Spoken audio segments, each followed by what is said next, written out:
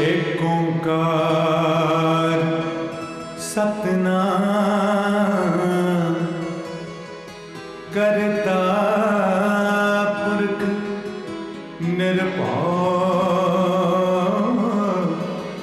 निर्वैर अकाल मूरत अजूनी सैभं गुर प्रसाद।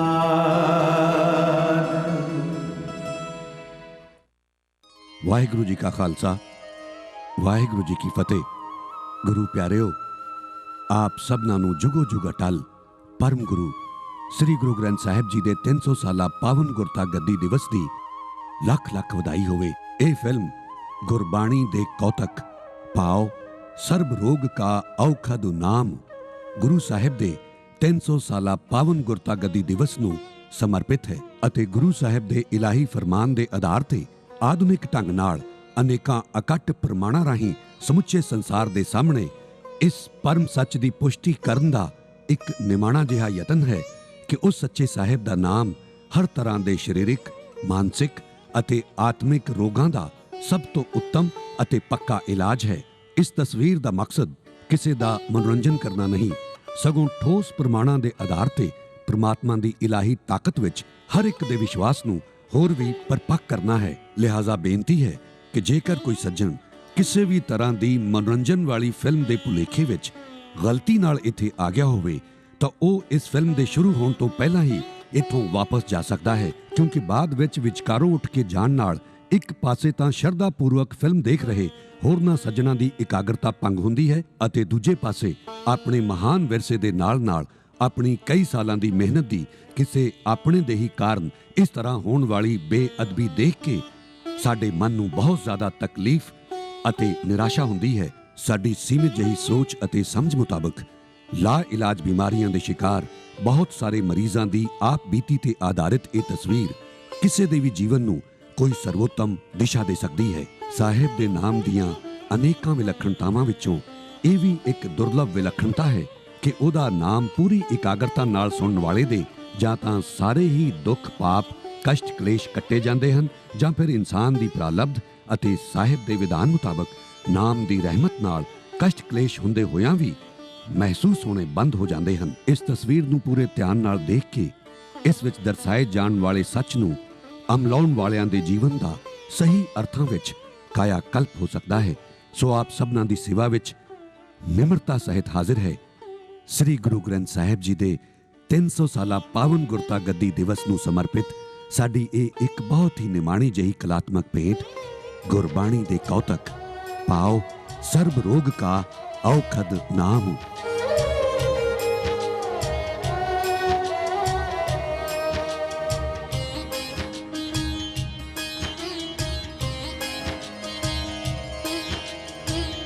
सर्ब रोग का औखद नाम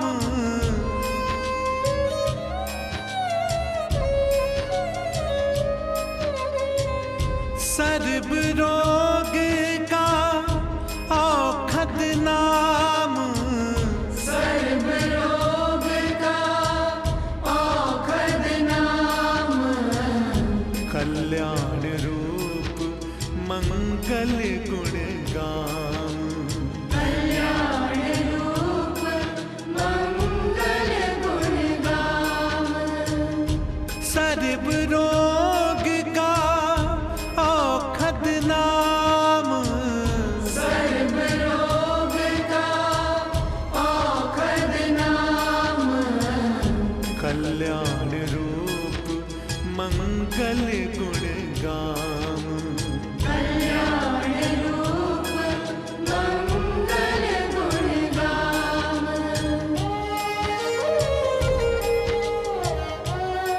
सतनाम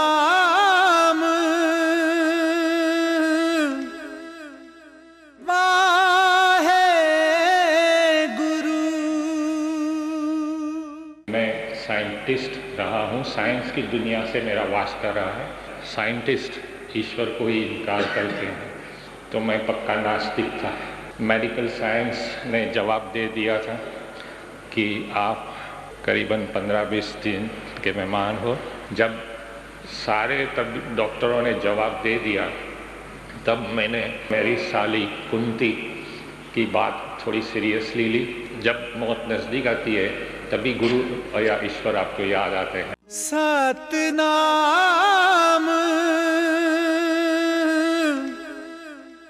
वाहे गुरु। जीजा जी, मुझे श्री गुरु ग्रंथ साहिब और गुरु नानक देव जी पर पूरा भरोसा है। जब हम सारे इलाज करके हार गए हैं और डॉक्टर्स के मुताबिक आपकी ज़िंदगी सिर्फ 20 दिन ही रह गई है, तो अब आप मेरा कहना क्यों नहीं मान लेते? तुम ये बार बार क्यों भूल जाती हो कि मैं एक नास्तिक हूँ? जब मैं किसी भगवान को मानता ही नहीं, तो फिर गोल्डन टेम्पल जाकर पाठ वाठ रखवाने का क्या फायदा?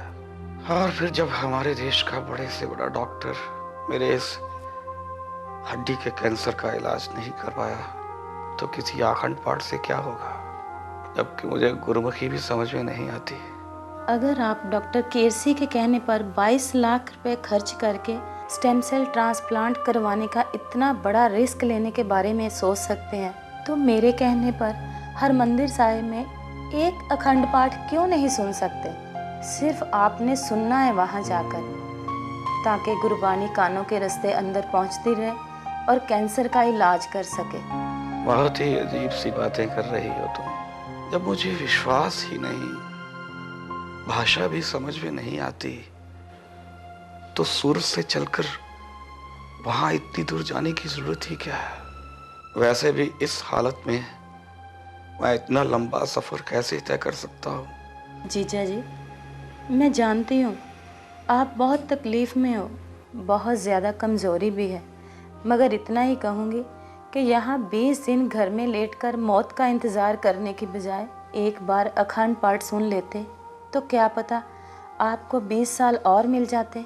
मुझे ही नहीं, तकरीबन हम सभी सिंधियों को बहुत भरोसा है गुरु पर, और इतने लोगों का भरोसा कभी झूठा नहीं हो सकता।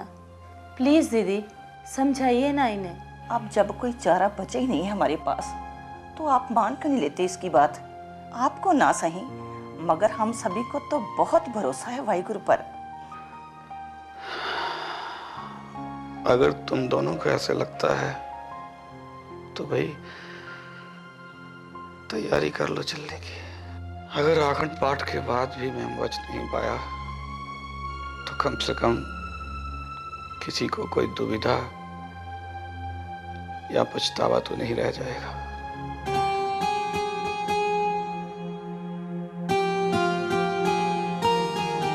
सतनाम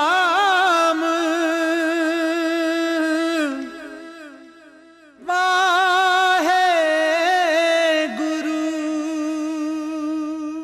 ये जो अकाल तख्त है, इसके पास जो 2 निशान साहिब हैं, वहाँ पर मेरा अखंड पाठ इमरजेंसी बेसिस पर रखा गया।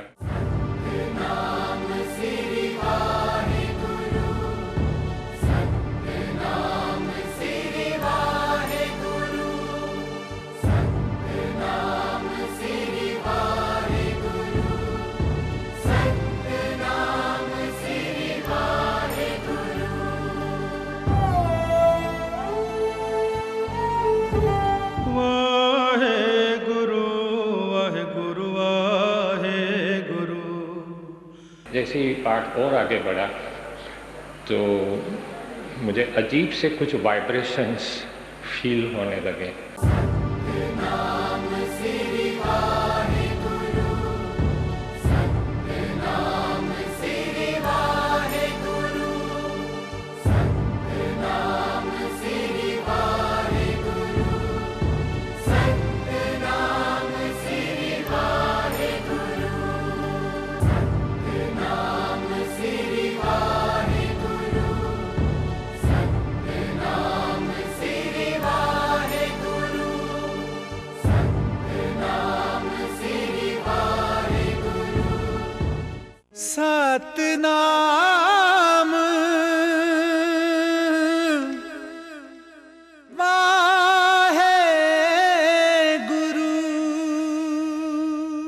करीबन 7 साढ़े 7 घंटे के बाद वहाँ पर सुखमनी साहिब का पाठ आता है।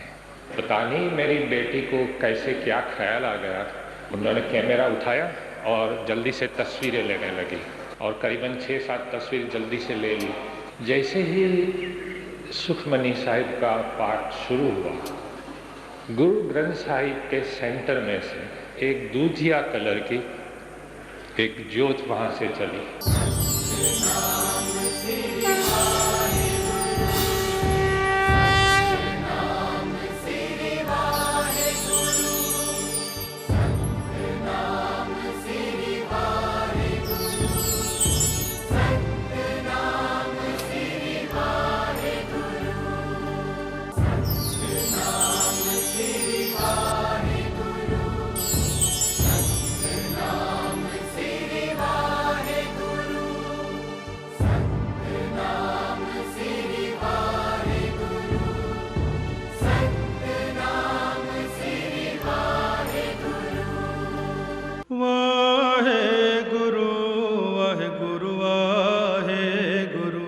मैं जो बता रहा हूँ वो सारी तस्वीर में भी है, नेगेटिव्स में भी है। बहुत ही ठंड वो उसका स्पर्श था।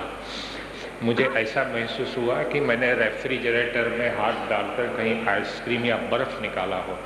जैसे ही वो आगे बढ़ती गई, ये कान उस वक्त खुल गए। आज भी वो खुला है।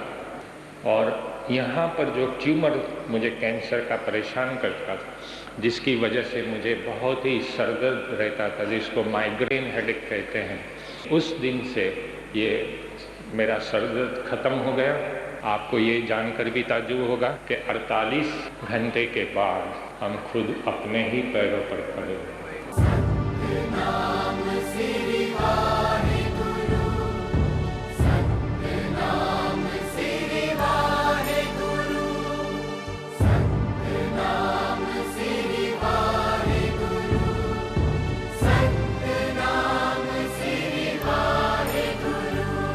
वाहेगुरु ने आप पर कृपा कर दी।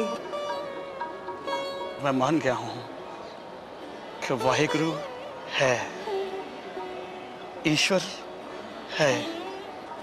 हे वाहेगुरु, मुझे माफ कर देना।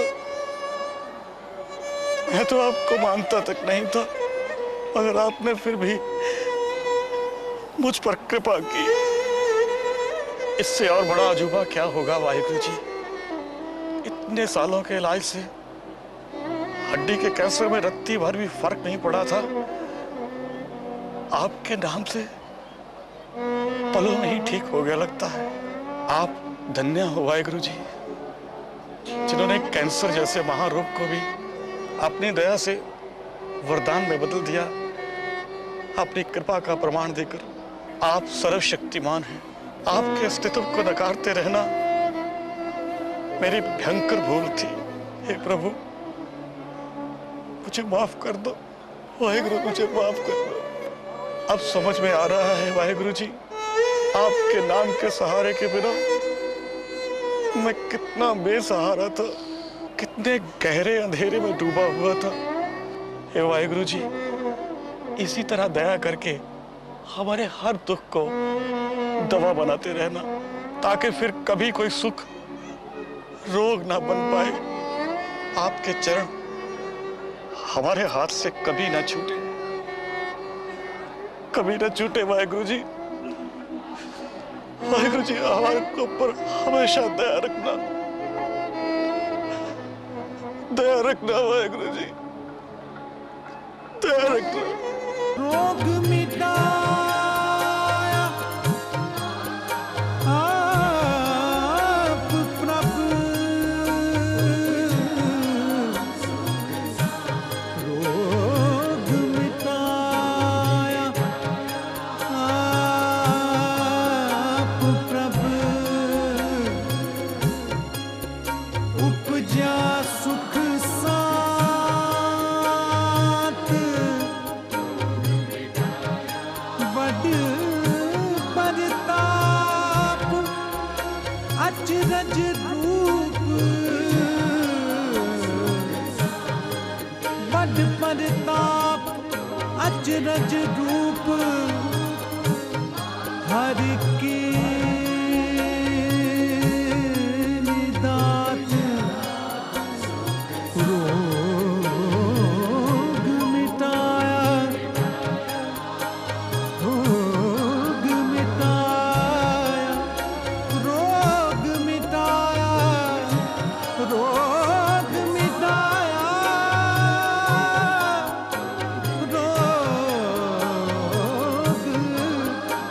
रोग मिटाया।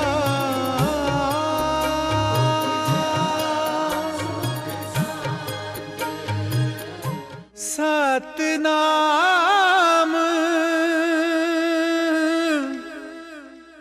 वाहे गुरु। जो डॉक्टर मुझे ये कहते थे कि मैं 15 दिन में ख़त्म होने वाला हूँ, वही डॉक्टर ने मुझे लिखकर सर्टिफिकेट दिया है कि जब से वासु भारद्वाज जी हरमंदिर साहब में अखंड पाठ और अरदास करके वापस आए हैं, तब से उनके शरीर में हमने कहीं भी कैंसर पाया नहीं है। आज वही डॉक्टर खुद गुरुबानी पढ़ रहे हैं और अपने पेशेंटों को भी यही सलाह देते हैं। श्री गुरु ग्रंथ साहिब जी सबसे बड़े डॉक्टर हैं। वाहे गुरु, वाहे गुरु, वाहे गुरु। लीजिए, मेडिकल साइंस भले ही इस सच्चाई को कबूल ना कर पाए, मगर मैंने आपकी सारी रिपोर्ट देखी है।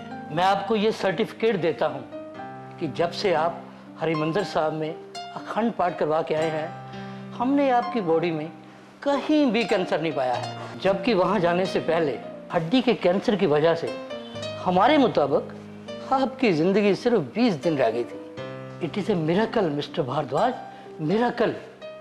वाकई गुरबानी में बहुत ताकत है। मैं भी आज से गुरुद्वारा जाना शुरू करूंगा और अपने मरीजों को भी यही राय दिया करूंगा। Good luck. गुरु जब कैंसर जैसी बीमारी वापस ले लेते हैं, वो फिर से लौट कर नहीं आती। आज भी डॉक्टरों को बहुत ताज्जुब लगता है कि ऐसा केस हमने कहीं देखा नहीं है कि चंद सेकंड में गुरु ने आपको कैंसर से मुक्त कर दिया। सतनाम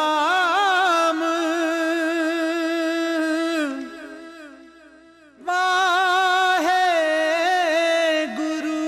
ਗੁਰੂ ਪਿਆਰਿਓ, ਗੁਰਬਾਣੀ ਦੇ ਅਜਿਹੇ ਕੌਤਕ ਨੂੰ ਅੱਖੀਂ ਦੇਖ ਲੈਣ ਤੋਂ ਬਾਅਦ ਤਾਂ ਰੱਬ ਦੀ ਹੋਂਦ ਅਤੇ ਉਹਦੇ ਨਾਮ ਦੀ ਤਾਕਤ ਬਾਰੇ ਕਿਸੇ ਵੀ ਤਰ੍ਹਾਂ ਦੇ ਕਿਸੇ ਹੋਰ ਸਵਾਲ, ਸ਼ੱਕ ਜਾਂ ਤਰਕ ਦੀ ਕੋਈ ਗੁੰਜਾਇਸ਼ ਹੀ ਨਹੀਂ ਰਹਿ ਜਾਂਦੀ।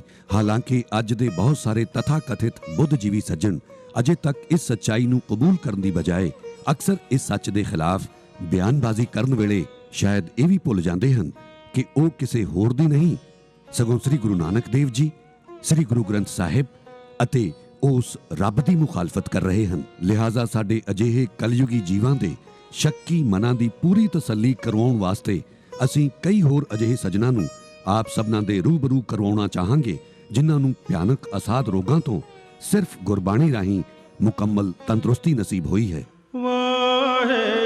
ਮੈਨੂੰ ਪਤਾ ਹੀ ਨਹੀਂ ਸੀ ਕਿ ਮੈਨੂੰ ਬਲੱਡ ਕੈਂਸਰ ਹੈ। ਡਾਕਟਰ ਕੋਲ ਚੈੱਕਅਪ ਲੈ ਕੇ ਉਹਨਾਂ ਨੇ ਬਲੱਡ ਟੈਸਟ ਕੀਤਾ, ਜਿਸ ਦੇ ਨਾਲ ਹਰਪੀਸ ਤੇ ਬਲੱਡ ਕੈਂਸਰ ਡਾਇਗਨੋਸ ਹੋਇਆ। ਇਹ ਮੇਰੀਆਂ ਰਿਪੋਰਟਸ ਨੇ ਜਿਨ੍ਹਾਂ ਦੇ ਮੁਤਾਬਕ ਮੈਨੂੰ ਬਲੱਡ ਕੈਂਸਰ ਹੈ। ਮੇਰੀਆਂ ਬਲੱਡ ਰਿਪੋਰਟਸ ਦੇ ਮੁਤਾਬਕ ਮੈਨੂੰ ਅੱਜ ਵੀ ਬਲੱਡ ਕੈਂਸਰ ਹੈ, ਪਰ ਮੈਨੂੰ ਤਕਲੀਫ ਕੋਈ ਨਹੀਂ। ਆਮ ਤੌਰ ਤੇ ਮੈਂ ਸੁਣਿਆ ਕਿ ਬਲੱਡ ਕੈਂਸਰ ਵਾਲੇ ਬੰਦੇ 6 ਮਹੀਨੇ ਜਾਂ ਸਾਲ ਦੇ ਬਾਅਦ ਚੜ੍ਹਾਈ ਕਰ ਜਾਂਦੇ ਨੇ ਔਰ ਬਹੁਤ ਬੁਰੀ ਮੌਤ ਮਰਦੇ ਨੇ। ਮੈਂ ਪਿਛਲੇ 7 ਸਾਲਾਂ ਤੋਂ ਬਗੈਰ ਕਿਸੇ ਦਵਾਈ ਦੇ ਬਿਲਕੁਲ ਠੀਕ ਹਾਂ, ਸਿਰਫ ਗੁਰਬਾਣੀ ਦੀਆਂ ਰਹਿਮਤਾਂ ਨਾਲ। ਨਾ ਹੀ ਮੈਂ ਕੋਈ ਦਵਾਈ ਖਾਂਦੀ ਹਾਂ, ਮੈਂ ਸਿਰਫ ਨਾਮ ਦੀ ਦਾਰੂ ਲੈਂਦੀ ਹਾਂ। ਸੰਗਤੀ ਰੂਪ ਦੇ ਵਿੱਚ ਗੁਰਦੁਆਰੇ ਜਾ ਕੇ ਪਾਠ ਕਰਦੀ ਹਾਂ, ਕੀਰਤਨ ਸੁਣਦੀ ਹਾਂ, ਸੇਵਾ ਕਰਦੀ ਹਾਂ। ਮੇਰੀਆਂ ਇਹ ਰਿਪੋਰਟਾਂ ਜੋ ਮਰਜ਼ੀ ਕਹੀ ਜਾਣ, ਪਰ ਮੈਂ ਗੁਰਬਾਣੀ ਦੀਆਂ ਇਲਾਹੀ ਤਾਕਤਾਂ ਦੀ ਇੱਕ ਜਿਉਂਦੀ ਜਾਗਦੀ ਮਿਸਾਲ ਤੁਹਾਡੇ ਸਾਹਮਣੇ ਬੈਠੀ ਹਾਂ। ਇਸੇ ਲਈ ਮੈਂ ਪੂਰੇ ਵਿਸ਼ਵਾਸ ਨਾਲ ਕਹਿ ਸਕਦੀ ਹਾਂ ਕਿ ਅਵਰ ਪਾਪ ਸਭ ਤਿਆਗਿਆ, ਦਾਰੂ ਨਾਮ ਲਿਆ, ਤਾਪ ਪਾਪ ਸਭ ਮਿਟੇ, ਰੋਗ ਸੀਤਲ ਮਨ ਭਇਆ।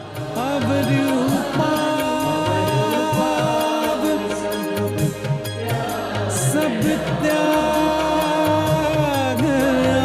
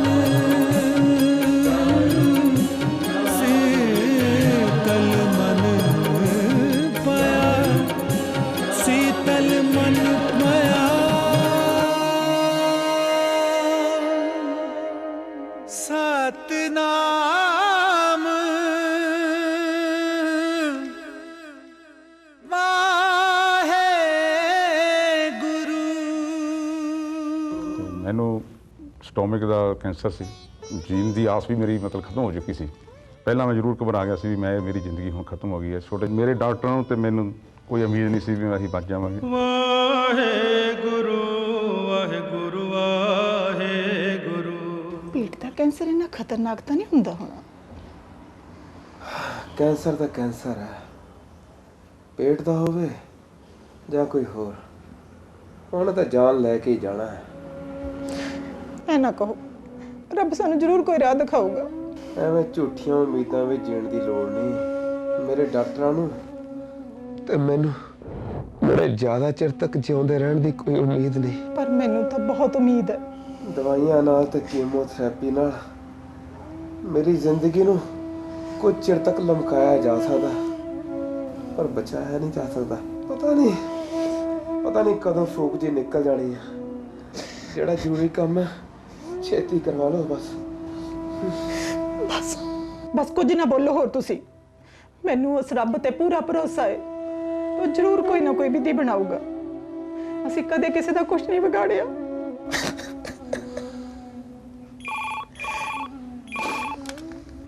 ਹੈਲੋ ਹੈਲੋ ਭਰਜਾਈ ਜੀ,